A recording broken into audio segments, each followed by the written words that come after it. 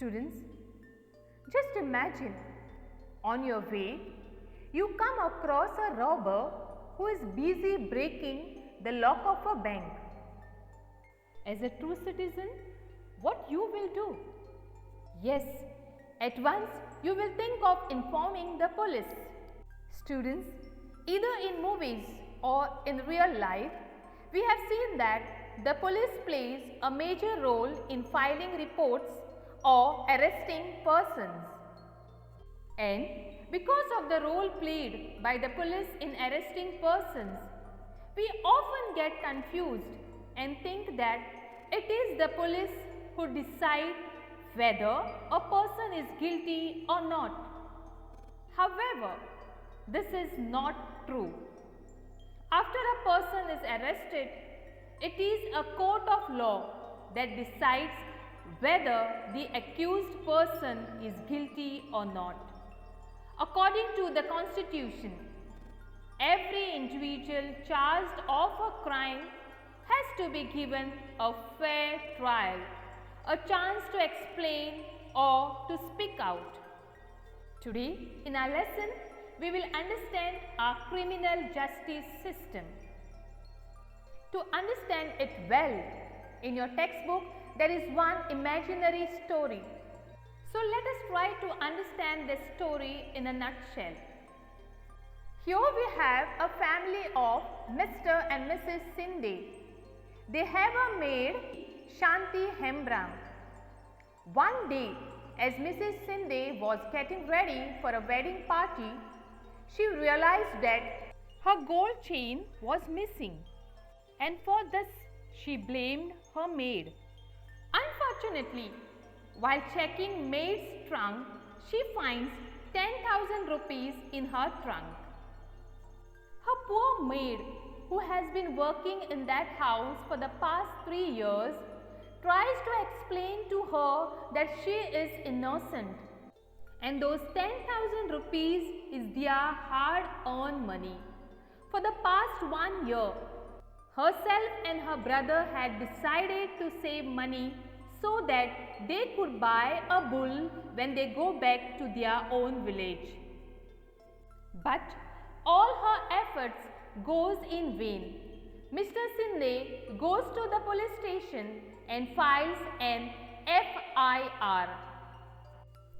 The sub-inspector, Mr. Rao, after filing the reports, comes to Mr. Sinde's house and seals those 10,000 rupees and takes Mrs. Shanti to the police station and put her behind the bars. On hearing this news, Shanti's brother Sushil comes to the police station and tries his level best to explain the matter to the police sub-inspector. But the sub-inspector tells him to go to the court and get a bail order. This was not at all possible for them because they were very poor and their all earnings were sealed and kept in a police custody. But the sub-inspector forcefully kept Sushil in the police station for 2 days. Here he was badly beaten. Sub-inspector and other police constables wanted to confess him that he and his sister are the gang leaders of domestic servants, the servants that had stolen jewelry from other homes.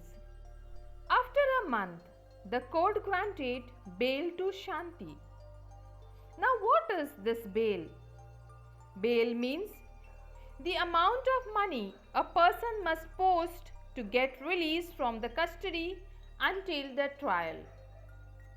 But there was no one to give her money. Therefore, she had to remain in the jail. After this, the police filed a charge sheet in the magistrate court. The court gave charge sheet including statements of witness to Shanti. But Shanti told the court that she is unable to get a lawyer who will prove that she is innocent. Therefore, the magistrate appointed an advocate, Kamla Roy, whose fees would be paid by the government. Kamala Roy met Shanti and her brother. She also cross-examined the prosecution witness, that is Mrs. Sinde. Mrs. Sinde did not have any eyewitness to prove that Shanti had stolen the chain. Advocate Roy also met Sushil's employer and concluded that the 10,000 rupees which they had found in the trunk could be their hard-earned money. At the same time, Sushil came to know that Inspector Sharma managed to catch the gang of men who were stealing jewellery in Mrs. Sinde's neighbourhood. To their surprise, Mrs. Sinde's chain was found with them. Finally, this case was presented before the judge. After hearing the testimony of all the witnesses, the judge finally concluded that Mrs. Shanti was innocent. Her 10,000 rupees, which were sealed and kept under the police custody, were returned back to her. The judge also took the note of Sub-Inspector Rao's role in conducting this case, because of which Mrs. Shanti had to spend her time in jail.